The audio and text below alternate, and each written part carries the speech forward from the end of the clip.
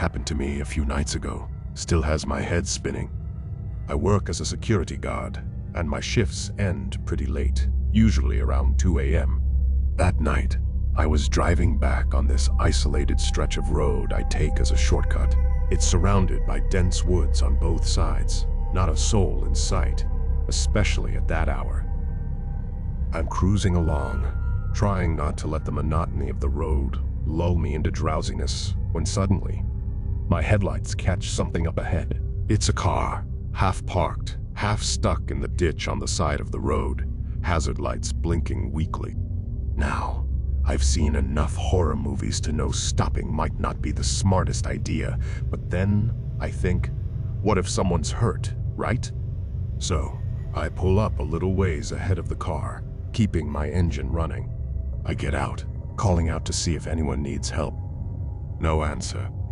I approach the car, flashlight in hand, and it's empty. But here's where it gets real weird. The driver's side door is wide open, and there's a phone on the driver's seat, its screen lit up showing a call in progress. Like someone just up and vanished mid-call. I'm standing there, trying to make sense of it, when a chill runs down my spine.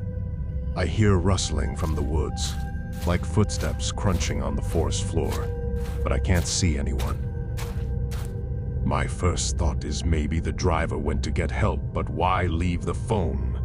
I shout again, offering help, but the rustling stops and everything goes silent.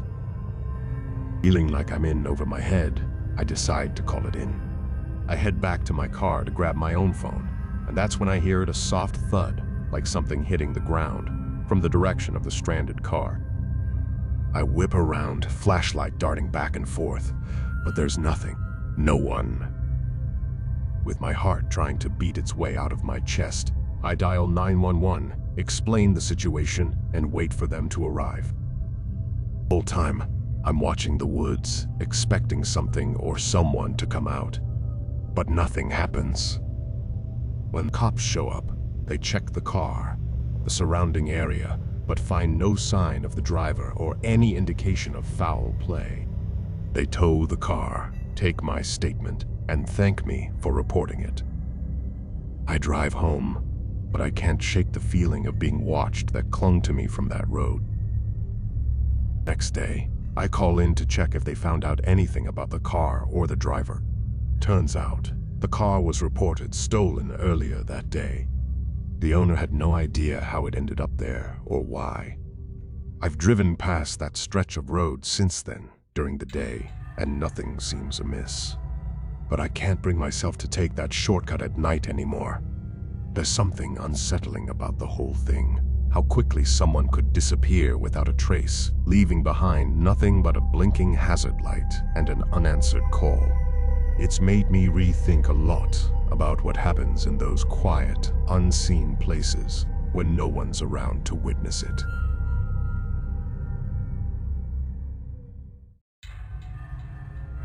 So, this happened to me last week. I drive a truck for a living, long hauls, usually at night to avoid traffic. I've seen some stuff, but nothing like this. I was on the tail end of a 12-hour shift, hauling through rural backroads to make up time. It's pitch black out, just my headlights and the occasional deer warning sign. I'm listening to some podcast about unsolved mysteries, which, in hindsight, wasn't the best choice. About 2 hours from my drop-off, I notice a car behind me. Nothing unusual, except it's keeping an exact distance, not passing, not falling behind. I thought it was odd, given the empty road, but I brushed it off. Then, the car starts flashing its lights, like it's trying to signal me. I'm thinking, maybe there's something wrong with my truck, right? So, I find a pull-off, expecting the car to stop with me. But as soon as I start slowing down, it speeds up, passes me, then cuts off, forcing me to stop. Now, I'm sitting there, heart racing, wondering if I'm about to get robbed or worse. But the car just sits there, blocking the road, engine idling. I can't make out the driver. The windows are tinted too dark. After what felt like an eternity, the car peels off, tires screeching. disappearing down the road. I'm shaken, but figure it's some kind of sick joke. I check my rig. Everything seems fine, so I get back on the road, eager to put distance between me and whatever that was. But it's not over. I see headlights in my mirror again. Same car, catching up like it's nothing. This time, I'm not stopping.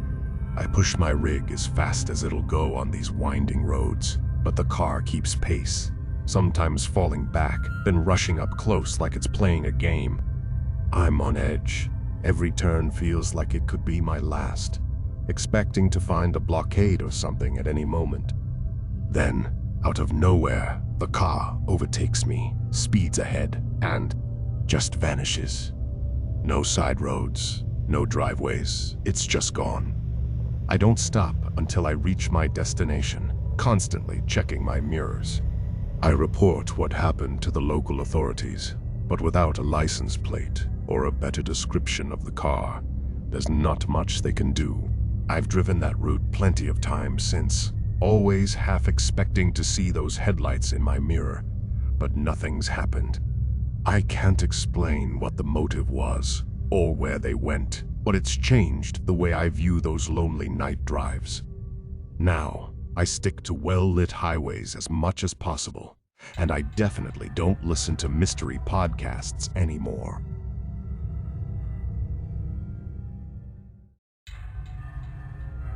I'm not the kind of guy who believes in ghosts or anything, but what happened to me on a late-night drive home from a business trip really tested my nerves. I was driving on this old highway that's known for being a shortcut if you're trying to avoid the interstate traffic.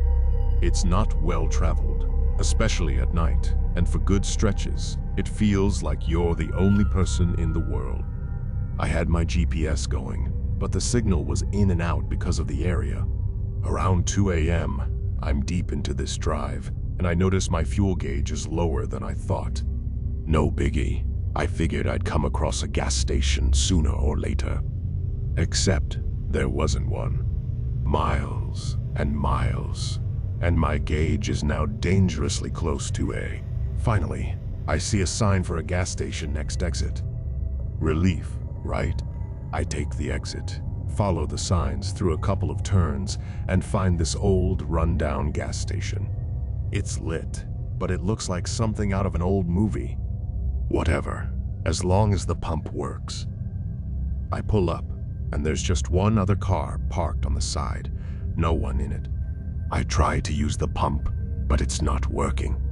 I need to pay inside. When I get in, there's a guy behind the counter, late 50s, just staring at a small TV. He barely acknowledges me when I tell him I need to fill up. He nods, I pay, and head back out. As I'm pumping gas, I get this weird feeling. I look around, and I notice that the other car, the one that was parked when I arrived, looks really banged up. Like it had been in a bad accident. It wasn't just old, it had damage that looked recent.